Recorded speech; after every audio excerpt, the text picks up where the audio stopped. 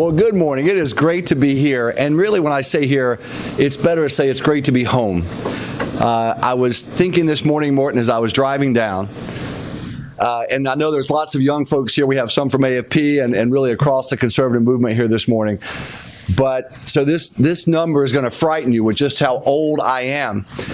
But this morning, as I was driving down Morton, this is my 32nd birthday in movement politics, because August of 1984, the first week of August, I went to a youth leadership school here in the Arlington area, not this building, but in the Arlington area. And I met some folks there who became central to my career and life over the last 3+ decades. From within a week after that youth leadership school, I found myself in a congressional campaign placed by Morton's, I guess, PAC, not LI, C3, but the PAC. And that was the first campaign I ever worked on after going to a youth leadership school. We lost a heartbreaking race, 52-48, in Southwest Virginia, but I was a youth coordinator, and that was my first taste of being able to make a difference for my values, my beliefs. And a week after that election was over, the young lady that was working for Morton and I were married. We eloped. I was 20, she was 21. It worked, all worked out. It all worked. And I got a phone call, and it was Morton. And he said, I checked up on you, and it seems like you did an okay job in the campaign. You worked hard. And there's a guy running for governor here in Virginia, and I've recommended you. So a week later, I drove to Richmond, Virginia, and based on his recommendation, that gubernatorial campaign hired me. And those were my first two opportunities after the training I received at the Youth Leadership School. So it is good to be home, Morton. Thank you. Thank you very much. So Morton mentioned that we live in interesting times. That's a polite way of saying it's disaster city. We better dial it up a little bit. We face some enormous challenges. So I thought, if it's okay with you, we would perhaps look at the federal level in D.C. for just a few minutes.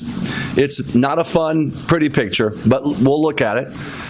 Then perhaps we can look at some better news, and that's look at the state level public policy arena, what's happening in the states.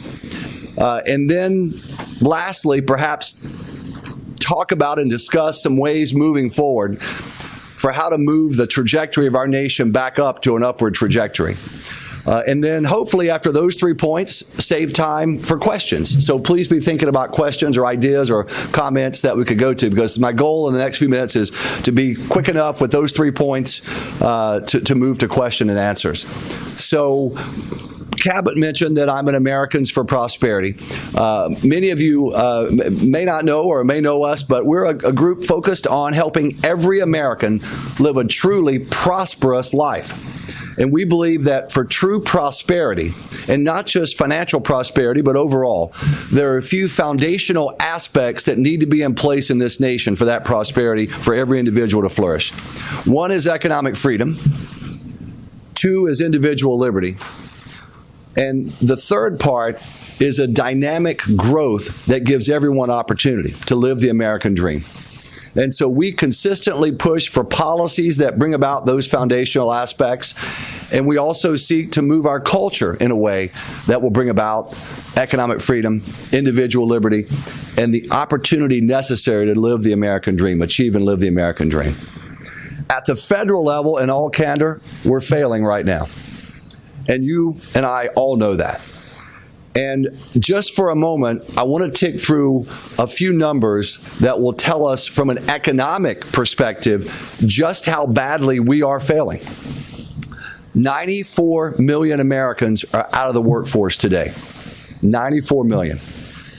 That is the most since post-World War II, when, as a percentage of our population, when the GIs came home from winning World War II, and there was a period before the economy took off. 94 million Americans. About 62.7% of our population is actually now in the workforce. Again, the lowest percentage since just after World War II. We have a number that, the other number that is particularly devastating is 33. 33% of 18 to 34-year-olds in this country, according to the Bureau of Labor Statistics, live at home today with parents or grandparents. 1 out of every 3 millennials are still at home. That means delayed careers, delayed families. One of the fastest, most powerful drivers for the economy is housing starts normally, or at least new homes being created in apartments or condominiums as folks get out on their own, that younger generation. It's being stunted right now because of the slow growth of this economy. President Obama, among many dubious distinctions as a president, has one that I want to share with you. He is the only president in American history to ever have 7 years in office with never a single year of GDP growth that's at least 3% or more. Think about that number for a minute. Gross domestic product, the growth of our economy. He's the first president in history, recorded history, some of the early years we can't do, but since we've been able to record it going back to the early 1800s, to never have a single year of economic growth that exceeded 3%. By the way, number one, any wild ideas? Number one, who was number one? I love Reagan, but no, he did very well, by the way. Grover Cleveland. Who knew? Who knew? Who knew? Grover. Not Grover Norquist, but Grover Cleveland. What's that? A good Democrat. That's right. That's right. Back in the day when there were some. No, okay, hold on. No snide comments from me. I'm sorry. But when you have economic growth under 3%, it means your national defense is in danger because you can't afford your defense. That's one of the reasons the old Soviet Union went down. They couldn't afford to keep up with us in the arms race because of Reagan's drive to restore our national defense. You have debt that begins piling up. We're at $19 trillion, as you know, right now. And this slow growth also begins sapping the moral belief and support in economic freedom and capitalism. And that's the last number I want to talk about for just a moment. We are seeing a move back toward a belief that socialism is perhaps a reasonable path to go down. Who would have thought that? Who would have thought that Bernie Sanders, I mean, to be charitable, a nut job, okay? I mean, we're being charitable there. Genuinely a crackpot from a philosophical point of view, would do what he did in one of the 2 major parties in the Democrat Party, would go as far as he went, garner as many votes, win as many states as he won, with an openly, he calls it social, well, it's socialism is what he was pushing. At this point, just over 37% of under 30-year-olds believe that socialism is actually preferable to capitalism. 37% according to Gallup.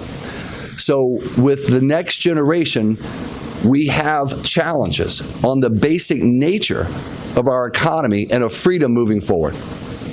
And so one of the things we have to do as a movement, and certainly at AFP we're committed to doing, is to again begin making the case for why economic freedom is the way to bring prosperity to the largest possible number of people.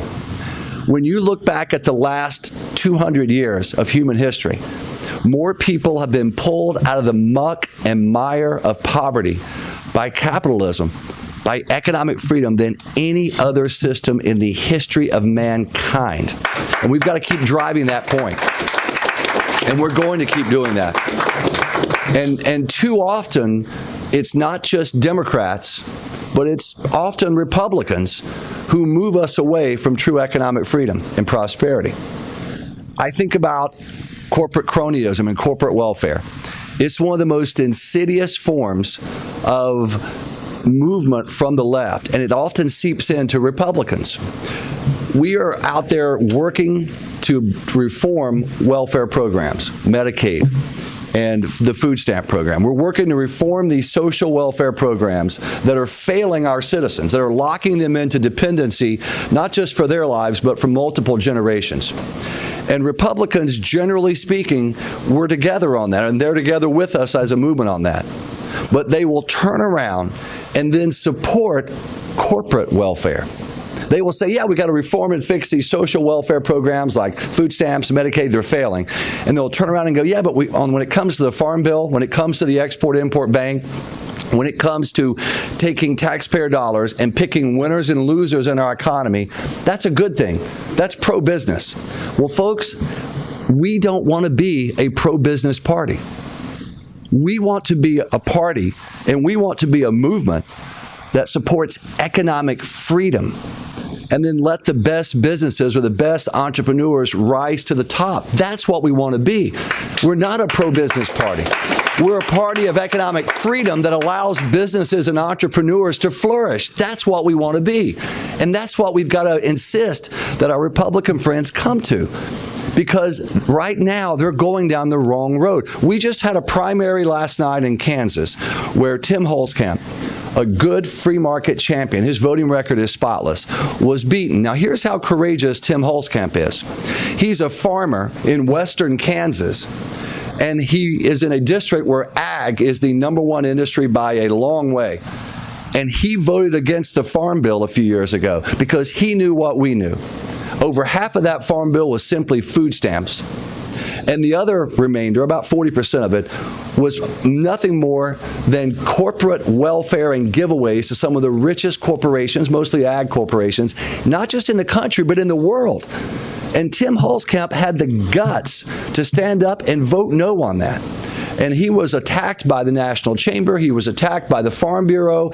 He was even attacked by groups that purport to be for ending spending, the ending spending pack out there. And he lost a tough primary last night. So we have work to do within the Republican Party as well as taking on the folks who are on the hard left, and that's the Democrat Party at the national level. We have big work to do. I can tell you at AFP, we're committed to doing it.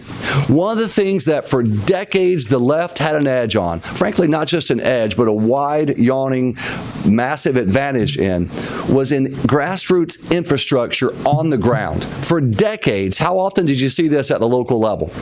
Any issue on taxes, spending, budgets, regulatory reform would come up. And the left would be able to put thousands of people in the streets, at the capitals. They would be able to generate phone calls and door knocks by the tens of thousands to support their big government liberal agenda. They had the government employee unions, right, by the millions. They had the private sector unions. They had the extreme environmental lobby. And they had a myriad of community organizing groups. Now, the community organizing groups are interesting because they're funded by you and me. You see, we're funding a lot of what the left does. Right now, I was in Florida about 2 weeks ago with our teams there. And we ran across 2 of these community groups on the left. They get taxpayer money to help people sign up for Obamacare and to sign up for food stamps. So they're in the communities competing to get people signed up to these government programs. And they're getting taxpayer money to do that.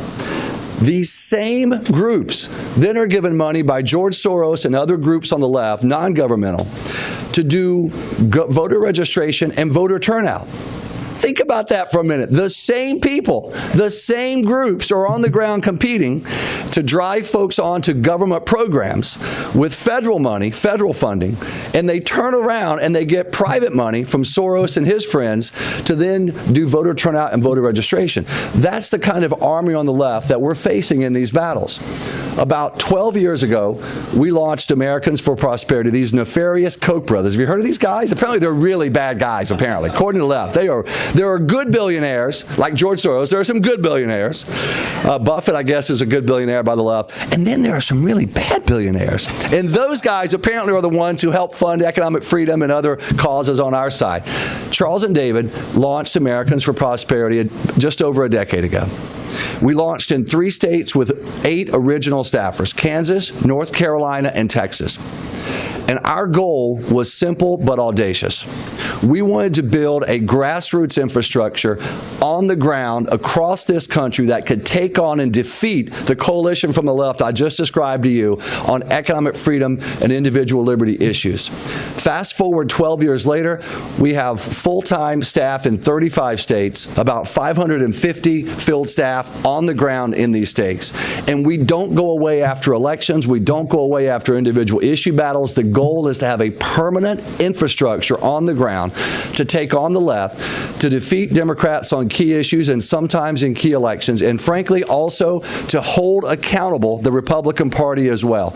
I've been married, Cabot mentioned it, I've been married now 32 years. 32 years. It's hard to believe, Morton. I got married at 11. Yeah, it's crazy. I mean, it's just very young, very young. I'm still a pretty young guy right now, but after 32 years of marriage, I am shocked when my wife tells me that I still need to be held accountable, and she's the one to do it. And she's very good at that. The Republicans, on our issues anyway, are better than Democrats. I mean, when someone tells me, oh, there's no difference between Mitch McConnell and Harry Reid, respectfully, I completely disagree. There is. And I'll give you just one example. If Harry Reid were the majority leader right now, and the untimely death of Anton Scalia had occurred, does anyone doubt in here that we would already have a Sotomayor clone on the Supreme Court? We would. McConnell and the Republicans in the Senate often drive us nuts. I mean, crazy on some spending issues and others that we oppose them on. But to say they're no different than Harry Reid is just factually incorrect. And so at AFP, we're building this grassroots network to be able to hopefully, in the long term, move the trajectory of the federal government in a different direction. That's the bad news, though, frankly, right now, is we're failing. We've been losing at the federal level on the issues. The Republican majority at this point is not free market enough, frankly, to push their will. They won't do it. We're in continual battles there. And the Democrats, there are still enough of them, even though they're in the the minority in the Senate and the House, they are still powerful enough as a bloc to block most of what we want to do. And then there's the presidency.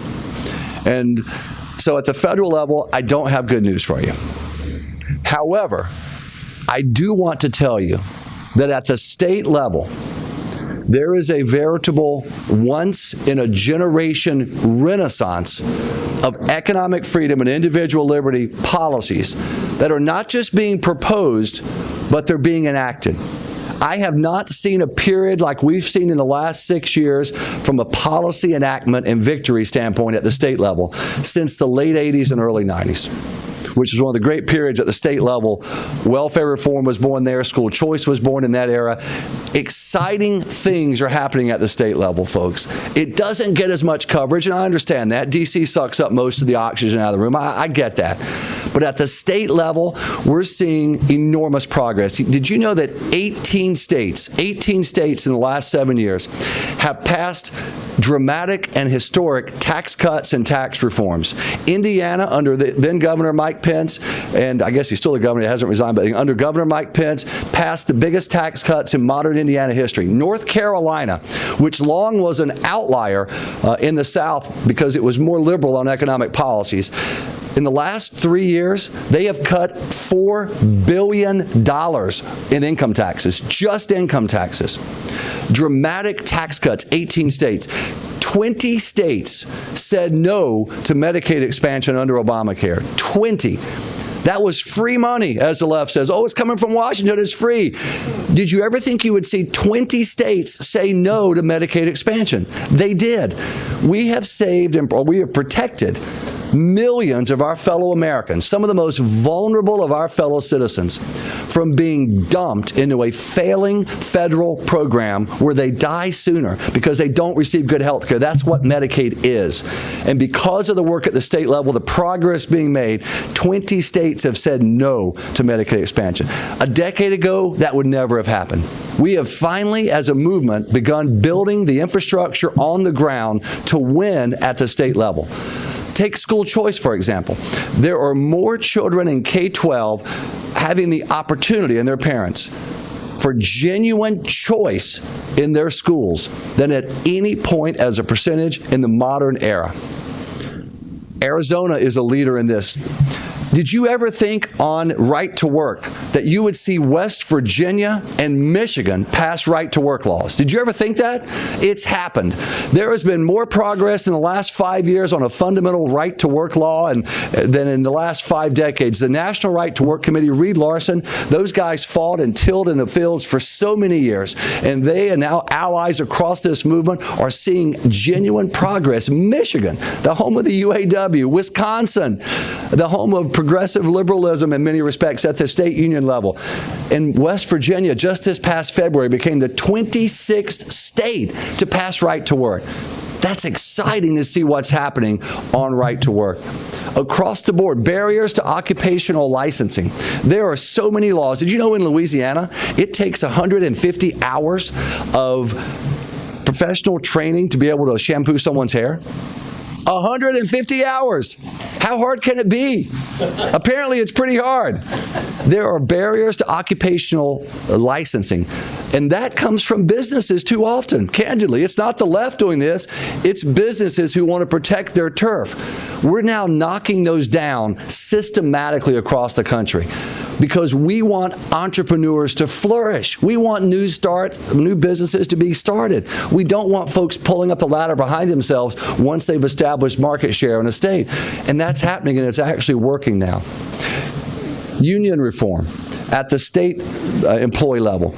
Governor Scott Walker, who I think when we look back in 30 or 40 years, I believe Governor Scott Walker will go down as the most consequential governor in the era from 2000 to 2016 in the country. Scott Walker. Scott Walker, in 2011, after being elected in 2010, took on the state government employee unions. Now, he did it in the home of Lafayette. He did it in the home of the state where state unionism really was begun in this country. He was doing it in one of the toughest states for this in the country. And he had the guts to say, we are going to knock down this two-tiered system where government employee union members, they get special deals and privileges when it comes to their pension benefits, when it comes to their employment, the tenure, that folks in the private sector just don't get. It's unfair, it's unconscionable, it's wrong, and we're going to fix it. And with Title X reforms, he actually did it. And today, Wisconsin has saved almost $1 billion in taxpayer funding because of those reforms. It is nothing short of breathtaking what has happened there. And other states are following suit. So I'm telling you, friends, at the state level, we're seeing a renaissance of new policies and freedom. It gives us hope that we can do it at the federal level. And that is where we're going next. I can tell you at our network, the Koch Network and Americans for Prosperity, we're committed to continuing to build this infrastructure on the ground year after year in a manner that can let us achieve at the federal level what we have achieved at the state level. There is one other aspect of the last 7 years that we ought to look at with some encouragement. It's not a be-all, end-all, but it should give us some encouragement. An entire generation of liberal Democrat politicians at the state level have been utterly decimated in the last 7 years at election time. You want to hear some numbers? 30 state legislatures, 30, have moved from Democrat control to Republican control in the last 7 years. 30 state legislative chambers. 10 governorships have moved from Democrat to Republican. There are more Republican majorities at the state level and more governors at the state level, obviously, than at any point since 1928. And at the state level, they're actually putting forward, for the most part, good free market policies. There have been, in the last 7 years, 927 Democrat legislators at the state level who have been defeated in the last 7 years, a net loss of 927 for them. They are being decimated at the state level, and for the most part, it's on the issues. And at the state level, the Republicans, with some exceptions, have actually put forward pretty good free market legislation because, for the first time ever, we actually have an infrastructure on the ground to hold them accountable and push them forward. And so that's what we're doing at Americans for Prosperity. We want to continue to hold Republicans accountable to do the right thing, and when they don't do it, to take them on in primaries and defeat them if necessary. And then we want to take the Democrats who sadly have become almost a cohesive, big government, progressive party at this point. As a young man, I remember Bo Weevil Democrats. Many of you remember those, Bo Weevil Democrats? About 60 Democrats in the House in the 80s who helped Reagan pass his agenda. Even in the 90s, we were able to count on 3 or 4 dozen Blue Dog Democrats who would join with Republicans in the House and Senate to pass welfare reform, to actually balance the budget in the late 1990s, and then to bring NAFTA, free trade. We don't have that anymore. It would be great in all candor if we did have that. I wish we need some free market Democrats, frankly, to be elected, so it's not just all partisanship up here. And that would be a wonderful thing. So at the state level, great progress. At the federal level, we're not there yet. We have a presidential race, and we can go into it during the Q&A session. And I can tell you on the issues, we're very disappointed. One of the most disappointing things to see has been the utter demagoguing of free trade from both Republicans and Democrats over the last year and a half. That's one issue where we had a cohesive orthodoxy on the free market or conservative side that's being torn up. And it's a devastating loss from a philosophical perspective. And I'll just wrap with this, and we'll get to maybe moving forward where we go from here. But we have to make sure that we defend the core principles of economic freedom, and one of them is free trade. The idea that both candidates right now are calling for slapping tariffs on foreign products coming in, that's a tax increase, guys. That means if you're slapping a 35% tariff on Chinese goods, you just raised the taxes by 35% on all those products. One of the reasons that on us, that's exactly right. On us, that's a great way to, that's exactly right. Free trade is being demagogued. And by the way, not just by Donald Trump, but by many Republicans. We're seeing a movement back to protectionism from too many Republicans to join almost all the Democrats. And so that's an issue where we've got to renew our commitment to fighting philosophically to make sure that we're defending one of the most fundamental elements of a free society, which is free trade. The rule of law. The rule of law is one of the key elements of a free society. And we just had a director of the FBI stand up who had investigated the former Secretary of State. And he said, basically, it was a disaster. She was delinquent. She was careless in handling sensitive information, national security information. But gosh, she seems like a nice person to us, and we don't have any recommendations moving forward. That's literally what we just saw. And as sickening as it was, honestly, it's frightening as well. This is the Federal Bureau of Investigation. This is the Justice Department. These are the good guys. These are the white hats. These are the people who are supposed to uphold rule of law. When you go down to the Department of Justice, you see the statues out front, right? And you know what it is? It's justice with a blindfold on, with the scales out, weighing who's guilty and who's innocent. That's what it's supposed to be. But we have IRS officials who literally targeted not just Tea Party groups, but individual Americans based on their beliefs, their philosophies, and nothing happened to them. And this isn't a partisan statement, by the way. I mean, frankly, it's shocking. And it's something that as a movement, we have to continue to bring before the American people, and we have to continue to work toward changing. So at the federal level, it is frightening, challenging, difficult times. At the state level, we're making progress. That should hearten all of us. I'm telling you we are. And moving forward, we need to commit ourselves as a movement, I would argue, to 3 things. First, we need to, no matter what, continue building a grassroots infrastructure at the local and state level that is powerful, that is strong, that can take on the left and defeat them hand to hand in neighborhoods and at state capitals and in D.C. eventually. We have to be committed to that. Guys, it's not sexy. It's not something to go, oh, this is the coolest TV ad I've ever seen. TV ads are nice. I have no issue with them. They're good. We do them. But we have got to commit ourselves to building this infrastructure on the ground. And not just us. Americans Prosperity, we're committed to that, but across the movement. Morton and Ally is one of the key driving vehicle from a training perspective. But we have got to commit ourselves to that. And I would urge all of you, if you're not out in neighborhoods knocking on doors with the group of your choice, or maybe a campaign, but I would urge a conservative group, a movement group of your choice, please do it. We've got to organize over the long term.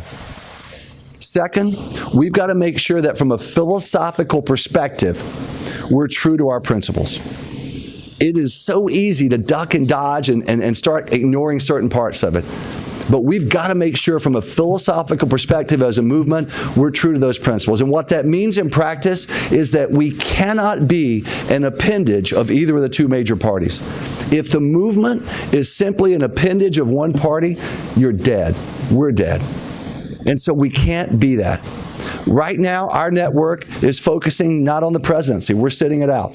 We're focused on the United States Senate and the House and other areas because we simply, at this point, we don't see the philosophical difference to justify going in. And if we were a party group, of course we would be in. But we're not a party group. We have no responsibility to dive in behind whoever has an R by their name. We don't. That's what the party's for. We're a free market, conservative, classically liberal group. And so we're never going to be an appendage of a party. I'm going to make some folks probably angry in here, but additional folks perhaps, but I don't think our system really rewards a third party. So we're not out there agitating for a third party. I just don't see it. There have been some great groups and great efforts to try that. I just don't think if we were a parliamentary system, of course, but we're not. And so we're not out agitating for a third party. We don't see a reason to do that. But we're also not an appendage of one of the existing two parties. We've got to be true to our principles from the aspect of day-to-day banging away for our issues. And the third thing, we've got to be committed over the long time to proselytizing, to delivering our message in a confident but humble way to win over our fellow Americans. Too often as conservatives, we're angry about it, and we're derogatory. I would just urge all of us to make our case to the American people in a cultural sense, whether it's with videos and broader movies, or whether it's on an individual level, person to person. But to do it with humility and to do it in a manner that can win people over to us. We have to be winning people over. The truth is, and look, I don't like saying this, but it's the truth. The truth is we're not a majority right now from a philosophical perspective on economic freedom. We're not. We've taken some hits in recent years, recent decades. We have work to do to help a majority of our Americans see our path to prosperity as the way to go. The left has made inroads. The mainstream media has been effective over the years in denigrating and tearing down the idea of the American dream, the opportunity that's there, freedom. And just so you know, it's nothing new. They're not suddenly magically coming up with new attacks and new angles to tear down freedom, to tear down the idea of individual liberty. If you go back and look at Rousseau in the 18th century in France, Hegel at about the same time, Marx, if you read them, progressivism hasn't changed at all. They still have the same desire that Rousseau talked about when he said, individuals, no. The general will, yes. And by general will, he meant a coercive government that would direct the affairs of individuals. That's what he meant. That's what Rousseau meant centuries ago. Nothing has changed. When you look at what Hillary Clinton is proposing, it's basically Rousseau. It's basically Hegel. Hegel saying the state knows best. That's all it is. It's nothing new. We can take on and beat these guys. We can beat them philosophically, but we also have to beat them on the ground, hand to hand. I'll close with this, and any question, we'd love to chat for a few minutes. Hand to hand. Americans, the Gallup poll just came out with a fascinating look at the trust that Americans have in institutions around this country. Some of this is sad, some of it's heartening. Have you seen these numbers? They've been studying for 40 years how much trust Americans have in basic institutions. Some of it's sad to me, but the respect and trust in churches, mainstream religion, has dropped to the lowest level since they've been taking the poll in 4 decades. That's sad to me. As an evangelical Christian, that breaks my heart. It does. But other elements of this poll heartens me. Here's one for you. American trust in the media is at the lowest level ever. That's worth an applause right there. So some of it's heartening. I know you're shocked to hear this, and this is a real stunner, but given the incredible performance of Congress in the last 20 years, they are down to like 11% trust. That's a good thing. Americans, our fellow Americans, are smart. They look at Washington and they go, well, those guys aren't working. Those guys are a bunch of screw-ups, 11%. So there's hardly anything. But here's what those numbers say to me, just as a grassroots person. The number one trust level that Americans have today is in family members or friends or at least people they know who seem to be like them. Number one trust. You want to change the culture? You want to win over individuals to our ideals of individual liberty and economic freedom and the dream of the American dream? It's one-to-one. It's going out in our neighborhoods and in our communities, winning it one-to-one at doors and on the phones. And that's what I want to challenge in this conclusion for each of you to do. We have a couple, I was just in Florida, I mentioned a couple of weeks ago with our teams. We have a couple, Ellen and Terry Brady, in Jupiter Beach, Florida. Since 2013, they have made 16,000 calls to key individual target universes within Florida through our Americans for Prosperity phone system. 16,000 calls. Now, I'm no marriage counselor. My lawyers make me say this. But if you're married or even if you're in a relationship, you should turn when you get home today to that significant other, take his or her hand and say, we're going to get closer as a couple. We're going to bond. We're going to make 16,000 phone calls to Americans for Prosperity. All right? That's the commitment I'm asking you to make. When I was in Ohio, in Dayton, Ohio, I'm going door to door with our team. One of our guys literally runs between doors. He doesn't walk, he runs. Frankly, it's irritating. He must have a standing heart rate of like 3 or something. I don't know what the term is. In Orlando, I mentioned I was in Orlando 2 weeks ago. I was with one of our veteran field operatives. He's been with us 3.5 years. Professional organizer, basically. He's a community organizer. Maybe he should run for president. What do you think? Okay, no. Jarrell's his name. We're going door to door. He's on one side of the street. I'm on the other side. It's like 153 degrees in Orlando. I mean, it's like you're walking around inside of an exploding Death Star. It's horrible. The heat's unbelievable. The humidity. I mean, Morton, it's like Louisiana in your days back there. And he's talking to himself between doors. I'm going, holy cow, I better call HR. This guy's losing it. He's talking to himself. I can hear him talking to himself. We get in the car to drive to the next neighborhood. I start to talk to him. No good. He's talking to himself in the car with me. I literally have HR on speed dial. Like, we get this guy out of here quickly. I then realize he has a Bluetooth in his ear. He is dialed into our AFP phone system. And between door knocks, he's calling target citizens, target voters. In the car, driving to the next neighborhood, he's not going to waste time talking to me. I'm already confirmed and committed on our side. He's on the phone talking to voters. He told me that he can add about 83 completed surveys of these target audiences a week, over 300 additional contacts a month. That's the kind of professionalism. That's the kind of passion.